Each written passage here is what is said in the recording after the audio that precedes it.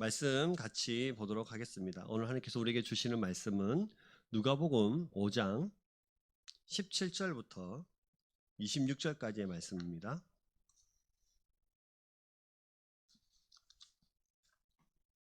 누가복음 5장 17절부터 26절까지입니다. 우리 한 목소리로 같이 읽어보겠습니다. 같이 읽습니다. 하루는 가르치실 때에 갈릴리의 각 마을과 유대와 예루살렘에서 온 바리새인과 율법 교사들이 앉았는데 병을 고치는 주의 능력이 예수와 함께 하더라. 한 중풍병자를 사람들이 침상에 메고 와서 예수 앞에 들여놓고자 하였으나 무리 때문에 매를 들고 갈 길을 얻지 못한지라.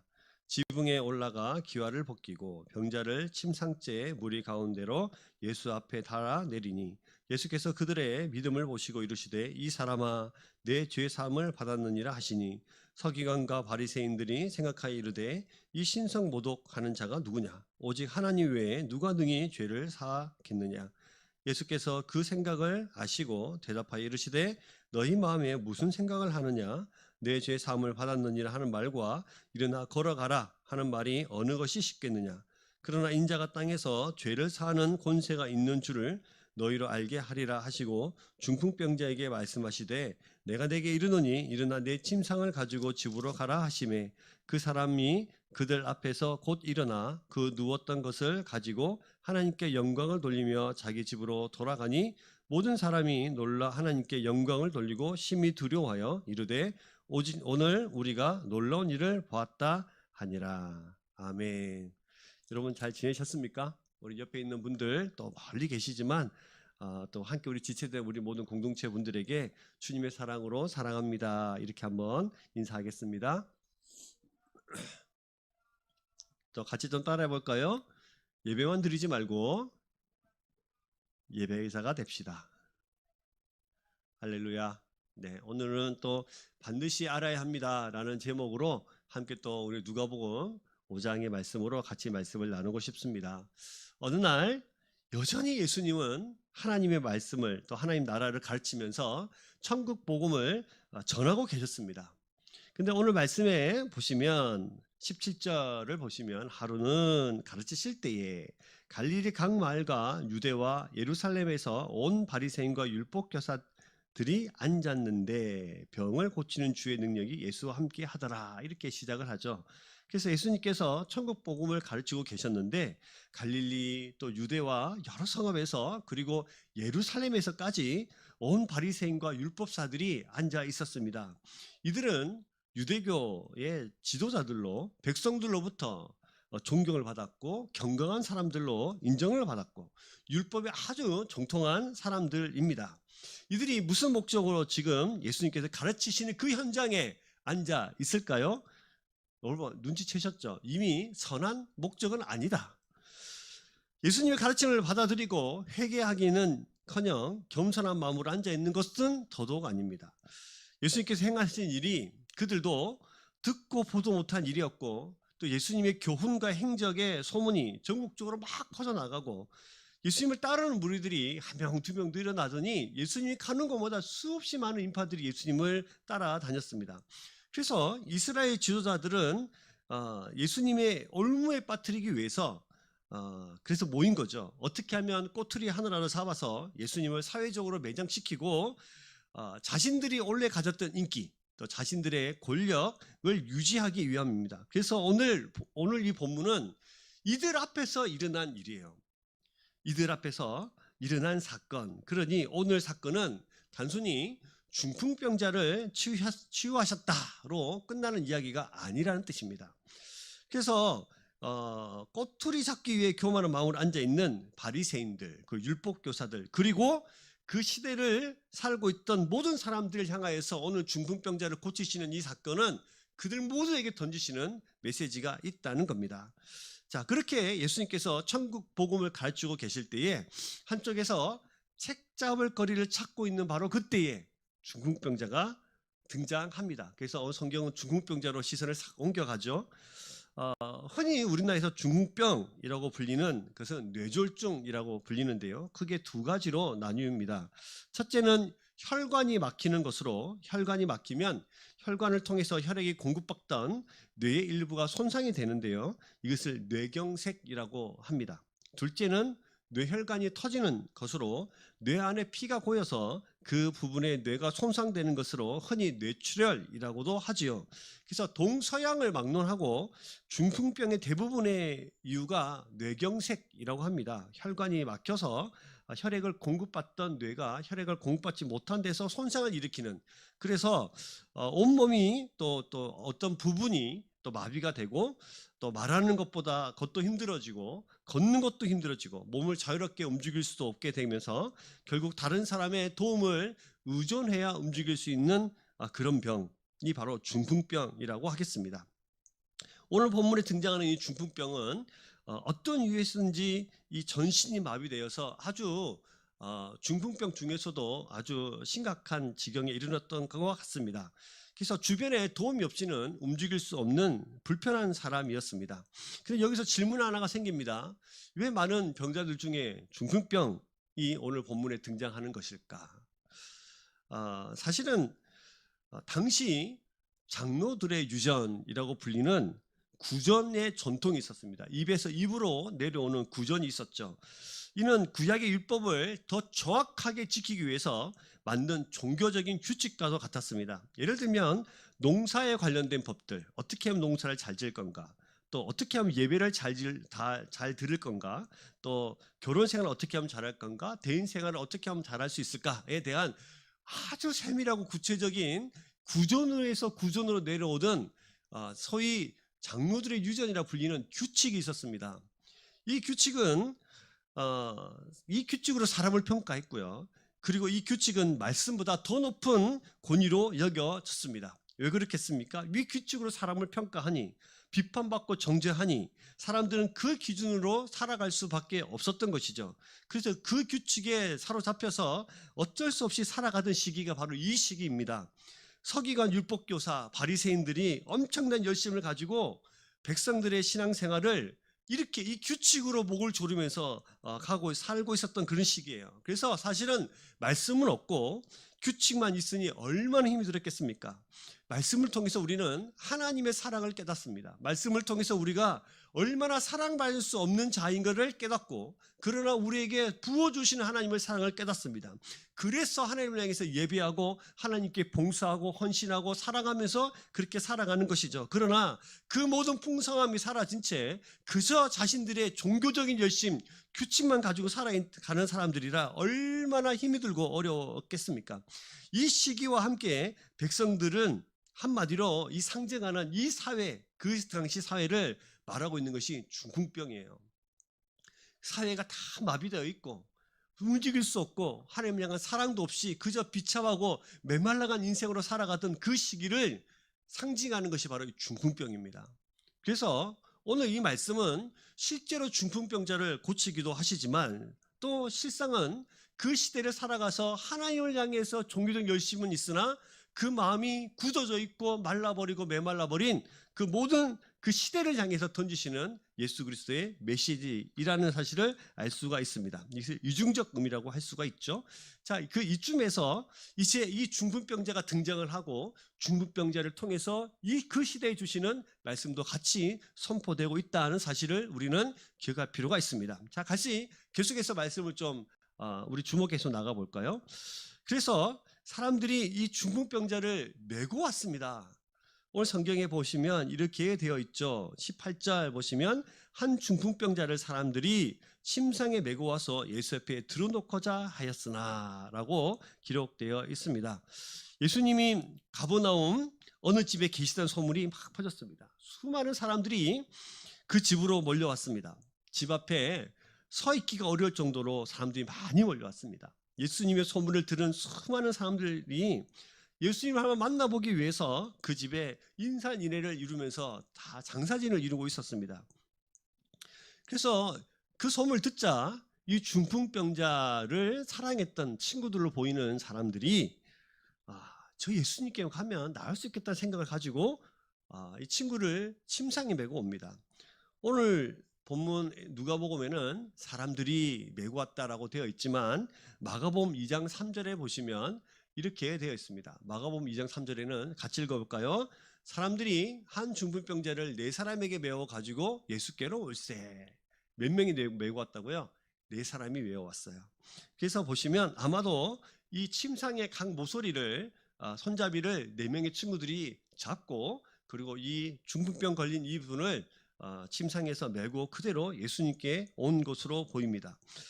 아마도 이 중풍병 걸린 사람의 친구였겠지요. 친구의 오랜 병상에 대한 절실함과 안타까움으로 세월을 함께 하던 중에 예수님에 대한 소문을 듣고 친구를 예수님이라는 분으로 데려가면 이 친구가 나을 수 있겠다라는 희망을 가졌을 것입니다. 4명의 친구가 침상을 붙들고 예수께로 가는 길에 친구들은 한껏 들떠 있었겠죠. 어떤 말이 오갔을까요? 제가 곰곰이 생각하면서 묵상을 해보니까 아마도 친구야, 이번에는 꼭 나올 수 있을 거야. 예수님이라는 분은 못 고칠 병이 없대. 너를 꼭 고쳐주실 거야. 다 고치고 나면 우리가 함께 여행도 가고 함께 운동도 하고 함께 이것도 해보고 함께 저것도 해보자 라면서 막 서로의 마음들이 서로 오가는 현장이었을 것 같습니다. 또 중풍병자는 오랜 중풍병으로 고생한 이 중풍병자도 사실은 자기 인생을 자포자기하면서 허무한 인생을 살아가고 있었을 것입니다. 오는 길에 친구들이 자기를 들쳐매고 침상에서 이런 얘기 저런 얘기를 들으면서 자기 마음에도 아마 큰 희망과 소망이 꽃피듯이 피어오르고 있었을 것입니다. 나을 수만 있다면, 내가 이제는 달릴 수도 있을 텐데 나을 수만 있다면 가족들 위해서 일을 하면서 그렇게 한번 살아볼 텐데, 인생의 터닝 포인트가 될지도 모르는 이 예수님과의 만남을 꿈꾸면서 소망하면서 친구들에 의해서 실려왔을 것입니다.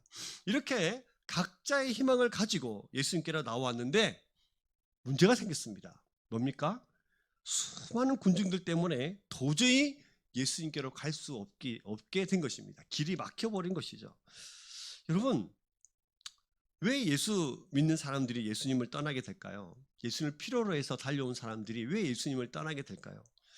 인생의 여러 가지 실패를 맛보고 더 이상 기댈 곳 없는 사람들이 예수님을 찾습니다. 그들이 믿음에 있어서라기보다는 어떤 힘들고 어려움, 마지막 지푸라기도 잡는 심정으로 교회 오는 사람들이 있습니다. 예수님이 필요로 해서 온 사람들이 있습니다. 그렇게 신앙생활 시작하다가 예수님을 만나고 믿음이 성장하는 것이죠. 우리는 그런 사람들을 많이 봤습니다. 그러나 또 떠나가는 사람들도 많이 봤습니다. 그렇게 교회를 찾아 살 길을 찾아왔는데 사실은 사람 때문에 교회를 떠나는 경우가 참 많이 있습니다. 사람들이 예수께로 가는 길을 막기 때문이죠. 서로 사랑하지 않고 온유, 절제, 자비, 양성, 충성, 용서함 같은 성령의 열매들도 없고 세상과 똑같이 비판과 또 그들을 세상과 똑같은 사람들로 여기는, 용서치 않은 그런 마음들을 서로 보면서 예수님께로 가는 그 길을 막아서 어떤 사람들은 교회를 떠나가는 사람들이 있습니다. 이게 중요한 것은 혹여 우리가 예수님을 필요로 하고 만나야 하는 사람들을 막고 있는 수많은 무리 중에 한 명은 아닐까 생각을 해볼 필요가 있는 것입니다. 예수님 옆으로 모여있는 수많은 무리들, 하나같이 그들은 사실은 구경꾼이었고 또 책 잡으려는 사람들이었죠. 예수님을 눈으로 보고 있으나 어떤 사람들은 구경만 하고 있고 어떤 사람은 예수님을 책 잡으려고 노력하고 있는 그 현장에 있는 사람들. 그래서 우리가 이런 사람들일 수도 있습니다. 예수님이 정말 필요로 해서 예수님께 가는 길을 막고 있는, 그냥 멀찍이 서서 예수님만 구경만 하고 있는, 나의 구원자, 나의 모든 것, 나를 용서하는 자, 나에게 필요한 놀라운 하나님의 아들 예수 그리스도라는 그 고백을 할 수 없어서 멀리서 구경만 하고 있는 사람들, 바로 그런 사람들이 우리라면은, 우리가 만약에 이 현장에 있었다면 여러분 어떤 모습으로 하나님 앞에, 예수 그리스도 앞에 서 있었겠습니까? 우리가 아마 바리새인들일 수도 있고요, 율법 교사일 수도 있고요, 그 길을 막아서 멀리서 예수님을 구경만 하고 있는 구경꾼일 수도 있습니다. 여러분, 혹시 우리가 하나님께로 가는 길을 막고 있는 사람들이라면 우리가 한번 회개하시면서 우리가 하나님께로 가는 길을 막는 사람이 아니라 날마다 열어놓는 주의 백성 되기를 소망합니다. 그래서 여러분, 그러자 그들은 포기하고서 다시 돌아가기보다는 막혀있는 길을 보면서 포기하자, 돌아가자라기보다는 예수님께서 계신 그 집에 옥의 계단을 통해서 지붕 위로 올라갔습니다. 환자를 메고 올라가서 지붕을 뜯어낸 후에 예수님이 있는 그 방으로 환자를 위에서부터 밑으로 내린 것이죠. 사진 하나를 보여드리겠습니다. 이 사진에 보시면 저때 상황을 그림으로 이렇게 그려놓은 것입니다. 지금 여러분이 보시는 대로 팔레스타인의 서민주택은 이렇게 흙벽돌로 된 단층 슬라브 형태로 되어 있는 겁니다. 그러니까 지붕이 평평하면서 지붕 위에서 일상생활이 가능한 구조로 만들어졌다고 합니다. 마치 1층 주택의 지붕 위에서 빨래도 널고 고추도 넣는 우리나라의 일상 그 주택과 같은 그런 집 말이죠. 그래서 한쪽 벽에서는 바깥에서 지붕 위로 올라가는 옥의 계단이 있었다고 합니다. 따라서 중풍병자를 메고 온 사람들은 계단으로 올라가서 지붕 위로 올라갔습니다. 그리고 그 지붕에 덮어있던 오늘 기화라고 되어 있는데 흙과 집, 석회, 판자 같은 기화들을 뜯어내고 그 들보 사이로 환자를 달아 내렸습니다. 그 집안에서 예수님이 가르치고 받고 있었던 사람들에게 사실은 엄청나게 놀라운 사건입니다. 갑자기 천장이 뜯기더니 천장에서 침상채로 사람이 내려오는 거 아닙니까? 얼마나 놀랐을까요? 설교 중에 가르침을 받고 있는데 난데없이 일어난 상황임에도 예수님은 그들의 믿음을 보시고 중풍병자에게 이렇게 말씀하십니다. 오늘 말씀의 20절 말씀을 보시면 뭐라고 말씀하십니까? 자, 20절 말씀 같이 읽어볼까요? 예수께서 그들의 믿음을 보시고 이르시되 이 사람아 내 죄 사함을 받았느니라 하시니, 이렇게 말씀하시는 겁니다. 자, 여러분, 여기서 참 재밌는 장면이 발견이 되죠. 자신의 병고침 그거 한마디 바라고 그 천장 위로 올라가서 지붕을 뚫고 내렸는데 네 병이 낫다 이렇게 말씀하시지 않고 뭐라고 말씀하세요? 내 죄사함을 받았느니라, 이렇게 말씀하시는 거죠. 도대체 이 사람이 이 순간 죄 문제에 대해서 관심조차 사실 없는데 이 중풍병자는 오로지 자기 병이 낫는 것 그것밖에 관심이 없어요. 그리고 이 중풍병자를 메고 왔던 친구들도 이 친구를 빨리 고쳐주기만을 바라는데 이 상황을 아시는지 모르시는지 이 병자의 피로와 동떨어진 것 같은 죄 사함의 선언을 하시는 예수님은 도대체 뭐에 이런 말씀을 하고 계시는 걸까? 그럼 여러분, 예수님께서 이 무의미한 말씀을 하신 것이 아니라면 이야기는 달라지죠. 예수님이 실수가 아니시고 이 모든 것을 아시면서 이 말을 던지시는 것은 놀라운 이 숨겨진 의미가 있는 것입니다. 자, 우선 우리가 알아야 될 것은 중풍병자만 아니라 모든 사람이 죄인이라는 사실입니다. 인간은 누구나 다 죄 때문에 하나님으로부터 분리되고 그로 인해서 온갖 고난을 겪으면서 결핍된 인생을 살아갑니다. 따라서 모든 문제의 근원은 뭡니까? 죄의 문제예요. 그러므로 그가 누구든 간에 모든 사람은 하나님 앞에서 죄인일 수밖에 없다는 사실을 기억할 필요가 있습니다. 그리고 예수님은 육신의 병을 고치러 온 자에게 죄까지 사해 주시는 죄의 사함을 통해서 육신의 병 고침은 한시적인 것이지만 죄의 사함은 영원하다는 것을 가르쳐 주세요. 그리고 또 육신의 병 고침은 부분적이요 조건적이지만 죄의 사함은 전체적이요 절대적이라는 사실, 육신의 병 고침은 인간적인 방법으로도 가능할지 모르나 영혼의 죄 사함의 문제는 오직 예수 그리스도 그분만이 하실 수 있다는 것을 우리에게 가르쳐 줍니다. 그래서 여러분, 예수님께서는 그에게 나오는 모든 병자들을 치료하시는 것은 단순히 육적인 병만 온전케 하시는 것이기보다는 거기에 그 이상의 의미가 있습니다. 죄 사함을 얻게 하려는, 죄에서 놓여서 은혜와 능력의 있음을 가르쳐 주시고 많은 사람들이 이 예수 그리스도를 통해서 죄 사함을 통해서 모든 근원의 문제가 해결되기를 원하시는 것입니다. 그래서 오늘 말씀을 잘 보시면 그냥 중풍병자가 고침을 받는 사건 이상을 넘어서 그 시대에 던지는 예수 그리스도의 메시지가 있다는 겁니다. 죄 사함을 선언하셨습니다. 그러고 나니까 예수님께서 중풍병자를 고치신 일은 이 일로 끝이 아니죠. 그 자리에서 갈릴리 각 마을과 유대와 예루살렘에서 온 바리새인과 율법 교사들이 앉아 있었다고 말씀을 드렸는데, 이 사람들이 마음속에 생각을 했습니다. 도대체 뭐지? 어떻게 저 사람이 죄를 사할 수 있는 거지? 라는 생각을 하기 시작했어요. 자, 21절 보시면 서기관과 바리새인들이 생각하여 이르되 이 신성 모독하는 자가 누구냐? 오직 하나님 외에 누가 능히 죄를 사하겠느냐? 라고 이렇게 마음으로 생각한 겁니다. 이 사람들이 생각을 했어요. 율법에 아주 능통한 이들, 이 사람들은 죄를 사하는 권세가 하나님에게만 있는데 도대체 저 사람이 무엇이길래 죄 사함을 권세를 선포하는지에 대한 의문을 갖기 시작했습니다. 사실 이들의 생각은 그들의 관점에서 봤을 때는 옳을 수도 있습니다. 오직 하나님만이 죄를 용서할 수 있었기 때문이죠. 이 세상에서 죄를 사한다는 말을 할 수 있는 사람은 사실 아무도 없습니다. 그렇지만 여러분, 이 사람들의 문제가 뭡니까?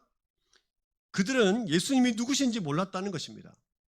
율법 전문가인 서기관들의 입장에서 갈릴리 목수 출신에 불과한 예수님이 죄를 사하는 선포를 하는 것은 그들이 보기에는 참 참담한 것이고 말도 안 되는 이야기입니다.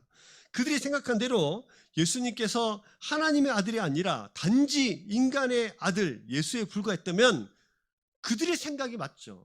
신성 모독이다라는 맞습니다. 그러나 오늘 성경에서 보여주고 있는 것은 바로 이분이 죄를 사하는 권세, 즉 그들이 말하는 것처럼 하나님만 이 일을 하실 수 있는데 저 사람이 왜 저렇게 선언할까? 성경 우리에게 그래서 예수 그리스도가 바로 누구라는 사실을 우리에게 가르쳐주고 있는 것이죠. 예수님 바로 하나님이라는 사실을 우리에게 가르쳐주고 있는 것입니다. 바리새인들과 서기관들이 예수님에 대해서 참담하다, 신성모독이다 라는 생각들을, 마음의 생각을 가질 때에 예수님께서 그들의 마음을 꿰뚫어 보시면서 22절로 이렇게 말씀하시죠. 예수께서 그 생각을 아시고 대답하여 이르시되 너희 마음에 무슨 생각을 하느냐. 그 생각을 아셨습니다. 우리가 여기서 또 놓치지 말아야 될 것이 단지 병을 고치는 예수 그리스도, 죄를 사하시는 예수 그리스도뿐만 아니라 마음의 생각까지도 꼬집어내시면서 그들의 생각까지도 아시는 예수 그리스도예요. 즉 우리의 마음의 모든 것을 알고 계시는 분이라는 것입니다. 여러분, 마음의 생각까지도 아시는 그분이 바로 누구십니까? 예수 그리스도이십니다. 예수님에 대한 그들의 판단이 겉으로는 표현된 것은 아니지만 마음속으로 의논했을 뿐인데 그런 것까지도 예수님은 다 아셨습니다. 그들의 의도를 파악하신 것이죠. 그래서 예수님의 반응은 이렇게 말씀하십니다. 그래서 23절을 보시면 내 죄사함을 받았느니라 하는 말과 일어나 걸어라 하는 말이 어느 것이 쉽겠느냐. 자, 이 말이 무슨 말일까요? 좀 헷갈릴 수도 있는데요. 이 말은 이런 겁니다. 여러분, 단지 입으로 사죄를 선언하는 것과 눈에 보이는 병 고침 중 어느 것이 쉽겠느냐라고 물으신 것입니다. 물론 둘 중에 어느 것도 쉽다고 할 수 없죠. 사람에게는 둘 다 어렵습니다.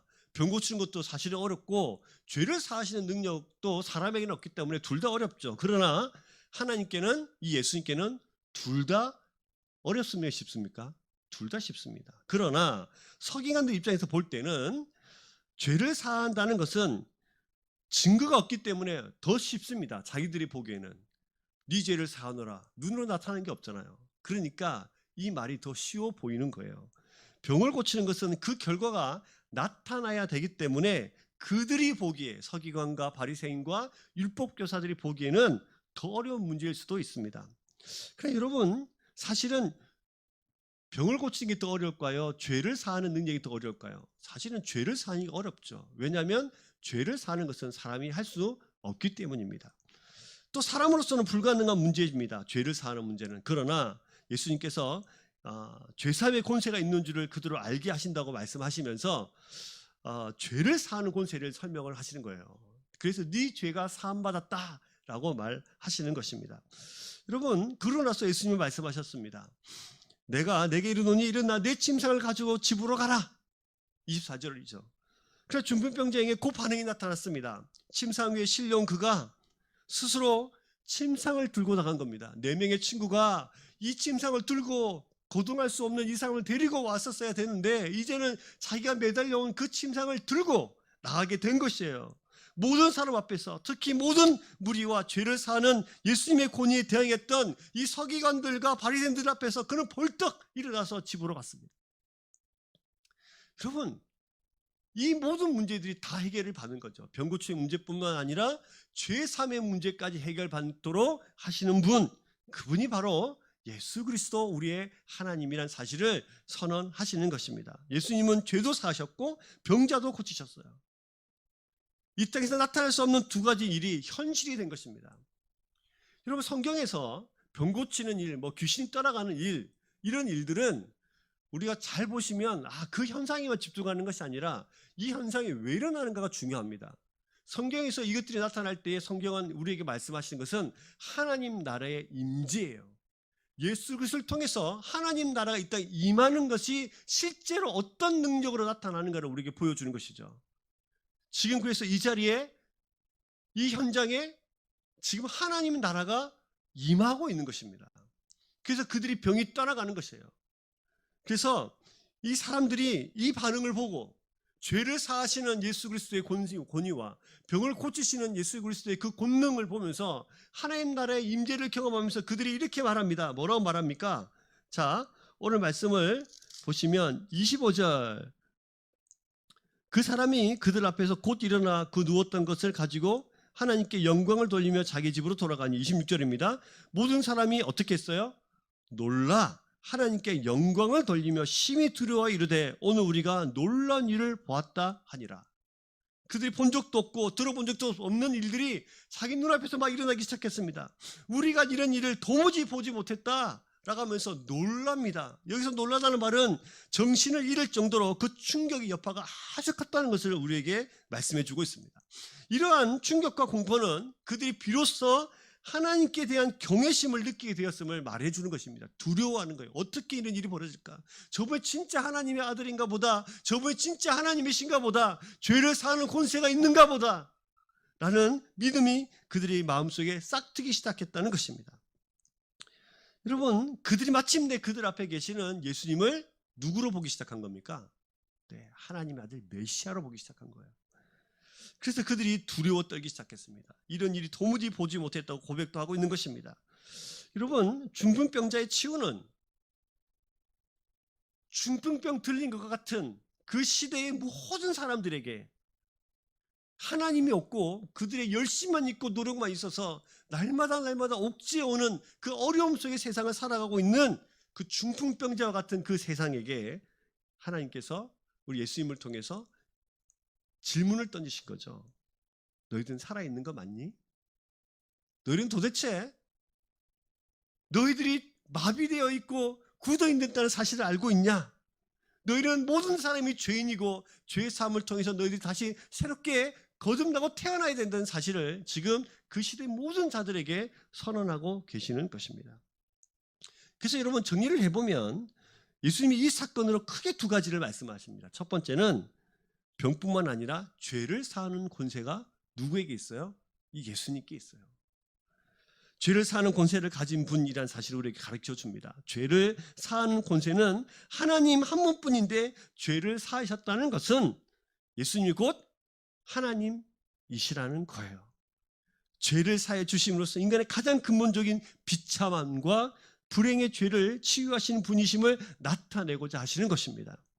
예수님께서 병자와 모든 무리가 그의 병에서 단순히 육적인 병, 전신을 마비시켜 움직일 수 없게 되는 불행과 비참을 보는 것으로 그치지 않고 그 이상의 것, 죄의 불행과 비참을 그의 영혼을 무력하게 마비시켜 무의미한 생을 살게 하는 죄의 문제의 심각성을 볼 수 있도록 하시는 분, 바로 너희들의 지금 죄가 얼마나 심각한, 너희들을 무기력하게 만들고 비참하게 만드는 사실을 보길 원하셨던 것입니다.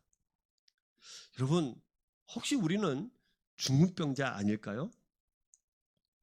우리의 모든 것이 굳어있는, 하나님을 향해서 굳어있는 그런 중풍병자는 아닐까요?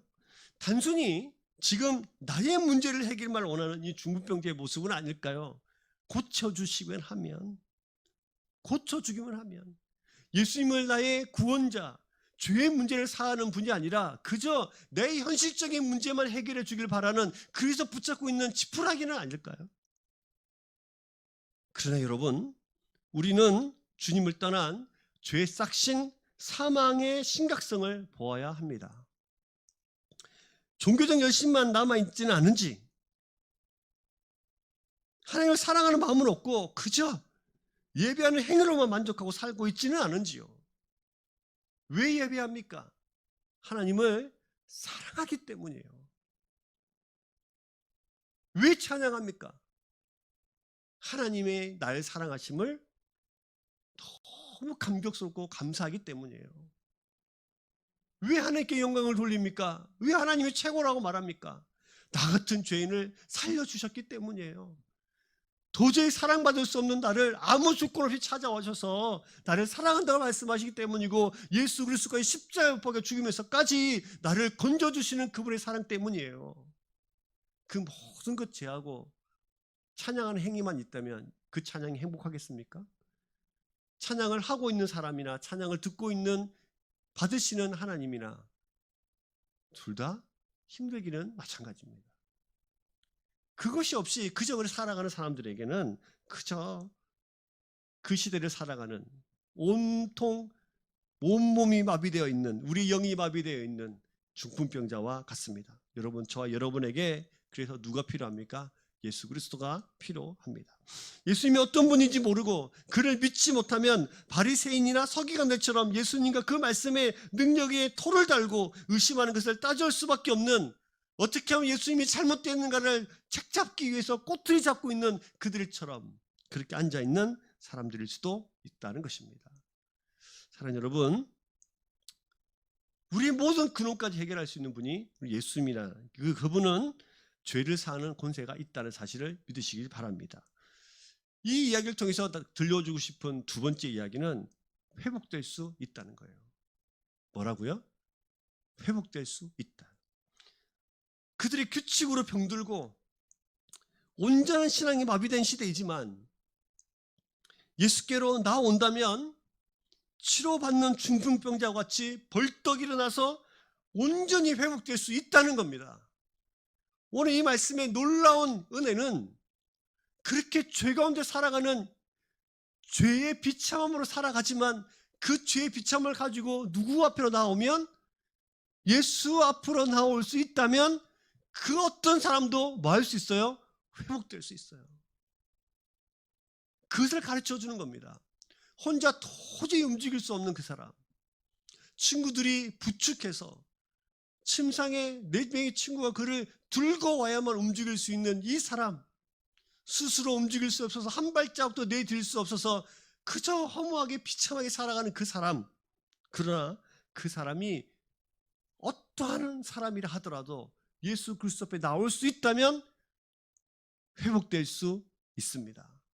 회복시켜줄 수 있습니다. 왜요? 여러분, 잘 보세요. 오늘 이 본문에 보시면 침상을 들고 온 친구들이 있어요. 침상을 벗어날 수 없을 만큼 전신이 마비된 사람들도 있어요. 예수님을 구경하러 온 사람들도 있어요.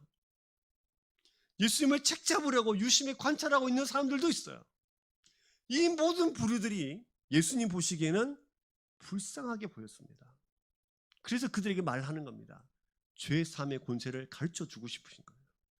너희들의 모든 인생의 문제들이 각자의 다른 필요에 의해서 예수님 앞에 나왔지만 그 모든 인생들의 이면에 있는 죄의 불쌍함과 아픔을 예수님께서 보시면서 그들에게 선언하시는 겁니다. 죄를 사하는 권세, 너희들의 모든 근원적인 문제가 그 문제로부터 됐다. 내가 이 땅에 왜 온 줄 아니? 너희들의 모든 그 문제를 해결하고 온 거야. 근데 그래서 나올 수만 있다면, 나에게로 나올 수만 있다면 그 모든 어떤 문제를 하더라도, 불가능한 문제를 하더라도 다 치유받고 회복될 수 있다는 말입니다. 여러분, 우리 주님 앞에 있을 때 그 모든 문제가 회복되는 줄 믿습니다. 사랑하는 성도 여러분, 좀 말씀을 맺어볼까 해요. 어쩌면 우리는 오늘도 이 중풍병자처럼, 그리고 중풍병에 걸려 있는 이 시대처럼 우리의 모든 것이 막혀 있고 마비된 인생을 살아가고 있습니다. 중풍병자에게 누군가의 도움이 필요했던 사람, 즉 다시 말하면 누군가의 도움이 없이는 도저히 세상을 살아갈 수 없는 이 중풍병자와 같은 삶을 우리가 살아가고 있다면, 답답하고 어려운 인생을 살아가고 있다면 우리는 예수 그리스도가 필요한 사람들입니다. 예수 그리스도가 아니고서는 우리의 이 모든 인생의 문제들을, 우리 죄의 문제들을 해결할 수 없습니다. 여러분이 가지고 계시는 문제는 뭡니까?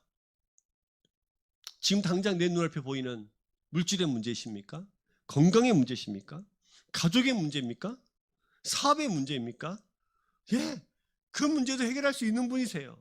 그러나 더 근본적으로는 여러분의 모든 영혼의 문제까지도 해결하고 회복시킬 수 있는 분, 그분이 바로 예수 그리스도이십니다. 오늘 말씀은 5장에 쭉 연결되어 있는 우리가 지난주에 살펴보았던 예수님의 제자들을 부르는 장면과 연결되어 있습니다. 예수님께서 제자들을 부르셨죠. 제자들은 예수님을 쫓아갔습니다. 그리고 보여주는 것이 이 예수 그리스도가 정말 하나님의 아들이시고 우리에게 영생을 주실 수 있는 분이시기에 그분이 어떤 분인 걸 우리에게 계속해서 보여주고 우리는 그분을 쫓아 살아가야 된다는 사실을 우리에게 성경은 설명해 주고 있습니다. 여러분, 우리가 학년과 나이에 따라서 이 정도는 알아야지 하는 기준이 있어요. 아시죠? 초등학교 고학년이 되면, 근데 고학년인데도 글자를 잘 모릅니다. 그럼 우리가 이런 말 하죠. 나이가 몇 살인데 아직도 그걸 모르냐. 어떤 기술을 배우거나 악기를 배우거나 어떤 특별한 배움에 대해서도 배운 지가 몇 년인데 아직도 그걸 모르냐. 이렇게 말을 하는 사람들도 있습니다. 우리는 스스로 가지는 어떤 기준 같은 게 있어요. 배운 게 몇 년인데, 뭐 교회 다니는 사람, 교회 다니는 게 몇 년인데, 예, 어느 정도 맞는 말인 것 같기도 해요. 그런데 그런 것들과 그런 것들은 다시 자기 삶에 어떤 도움이 될 것 같긴 합니다. 그런데 그런 것들이 영생과 연결되지는 않습니다. 영생과 연결되는 예수 그리스도에 대해서 반드시 알아야 합니다. 그래서 지금 오늘 성경 우리에게 가르쳐 주는 거예요. 너희들이 죄삼의 문제뿐만 아니라 인생의 모든 문제를 해결받아야 된다는 사실요. 그래서 우리는 오늘 이 본문을 통해서 가르쳐 주시는 예수 그리스도의 메시지를 반드시 알아야 합니다. 뭐요? 예수님은 우리의 죄 문제뿐만 아니라 우리 인생의 모든 문제를 해결할 수 있는 분이시다는 거예요. 어린아이도 알아야 됩니다. 아이들도 알아야 합니다. 어른들도 알아야 합니다. 모두 알아야 합니다. 이 사실을 알아야 합니다. 알고 믿으셔야 됩니다. 여러분, 저 여러분들이 이분이 정말 우리의 모든 것이 있다는 사실을 고백할 수 있기를 바라요. 이 예수님을 만난 모든 사람들이 당신은 나의 모든 것입니다. 난 당신을 사랑합니다. 여호와는 나의 목자십니다. 내가 부족함이 없습니다. 라고 그렇게 노래하는 거예요. 자, 여러분들에게 다시 한번 질문해 볼까요? 여러분들에게 예수 그리스도는 누구십니까? 여러분들이 예수님을 누구라고 알고 계십니까? 이 치유가 일어나고 있는 이 하나님 나라가 임하고 있는 이 현장에 여러분은 어떤 모습으로 계십니까? 구경꾼입니까? 스스로 의롭다 생각하면서 예수님을 판단하고 있는 바리새인과 서기관과 율법사들은 아닙니까? 아니면 그저 예수님의 능력만 필요로 하는 중풍병자는 아닙니까? 이제 우리가 정말로 예수 그리스도가 나의 구원자라는 사실을 믿고 나의 모든 문제를 해결할 수 있는 유일한 구원의 길인 줄 믿고 그분 앞에 나아가고 예배하고 찬양하는 그런 저와 여러분들의 인생이 되기를 주의 이름으로 축복합니다.